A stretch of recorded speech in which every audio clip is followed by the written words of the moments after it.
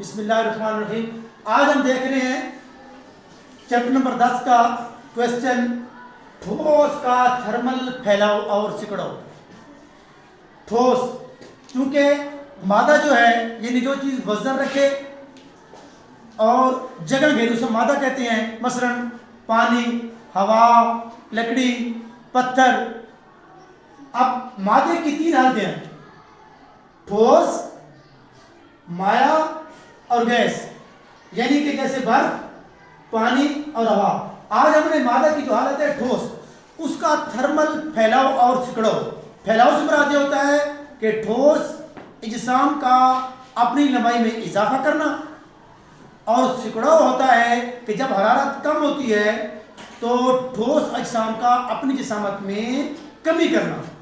سردیوں میں ٹھوس اجسام چونکہ حرارت کم ہوتی ہے یہ سکڑتی ہیں، جیسے ریل کی پٹڑیاں ہوتی ہیں، بجلی کے کھمبوں کی تاریں ہوتی ہیں، ان کے درمیان اتنا فاصلہ رکھا جاتا ہے تاکہ وہ اگر سکڑاؤ کریں یا پھیلاؤ کریں، جیسے پلوں میں یہ لوہا، یہ والی چیزیں جو لگائی جاتی ہیں تاکہ وہ پھیلاؤ اور سکڑاؤ کے دوران یعنی نقصان نہ پہنچائیں۔ اب ہم نے دیکھنا ہے کہ تھرمل، یہ ہوتی ہے حرارت، تھرم سے نکلا ہے، یعنی ٹھوس کا حرارت کی وجہ سے پھیلنا اور سکڑنا۔ اب جب کسی بھی ٹھوس میٹیریل کو ہم گرم کرتے ہیں، پہلے ہم اس کو دیکھ لیتے ہیں۔ مثلا ہمارے پاس ایک لوہے کا راڈ ہے، اور ٹھوس اجسام جو ہوتے ہیں ان کے پارٹیکل قریب ہوتے ہیں، اور وہ اپنی جو ٹھوس ہوتے ہیں اپنی شکل کو بھی برقرار رکھتے ہیں۔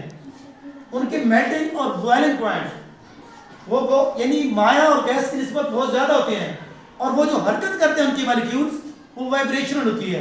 وائبریشنل یعنی وائبریشن کیا ہوتی ہے؟ اپنی جگہ پر پڑے ہوئے آگے پیچھے حرکت کرنا، اپنی جگہ پر پڑے ہوئے آگے پیچھے حرکت کرنے کو کہتے ہیں وائبریشن۔ اب مثلا ہمارے پاس ایک لوہے کا راڈ ہے، اور لوہے کے جو مالیکیولز ہیں ٹھوس ہے، لیکن ان کے جو پارٹیکلز ہیں وہ ایک دوسرے کے بہت قریب قریب پائے جاتے ہیں بنسبت مائع اور گیس کے۔ جب ہم اس کے ایک سرے پر آگ لگائیں گے یعنی حرارت دیں گے، گرم کریں گے، تو اس کے جو پہلے پہلے مالیکیولز ہوں گے، پارٹیکلز ہوں گے، وہ حرارت کو اپنے اندر جذب کریں گے۔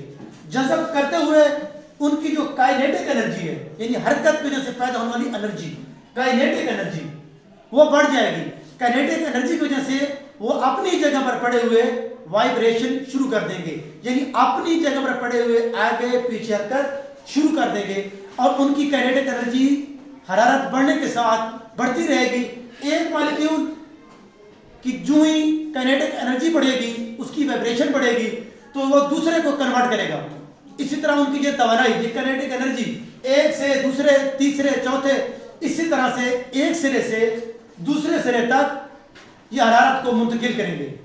اور یہ جو طریقہ ہے ٹھوس کے اندر یعنی حرارت کو ایک سرے سے دوسرے سرے تک منتقل کرنا، اسے ہم کہتے ہیں انتقال حرارت کا کنڈکشن طریقہ، کنڈکشن۔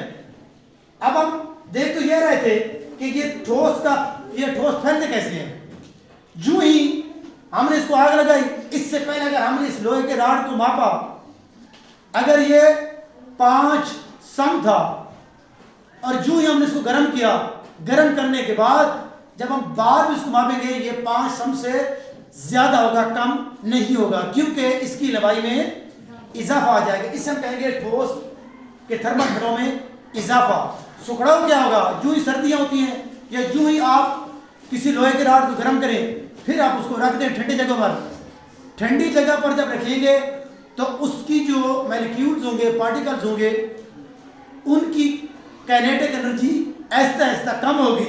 جو ہی کائنیٹک انرجی کم ہوتی جائے گی، ان کی وائبریشن بھی کم ہوتی جائے گی، اور ان کے اندر حرارت جو ہے وہ جو ہی کم یعنی کہ گرم سے ٹھنڈی کی طرف جائے گی، تو ان کی جسامت میں، ان کی لمبائی میں اضافہ نہیں ہوگا بلکہ کمی آئے گی۔ یعنی پہلے اگر وہ 5 سم تھا، جب ٹھنڈا کریں گے اس لوہے کے راڈ کو، دوبارہ چیک کریں گے تو وہ 5 سم سے کچھ کم ہوگا۔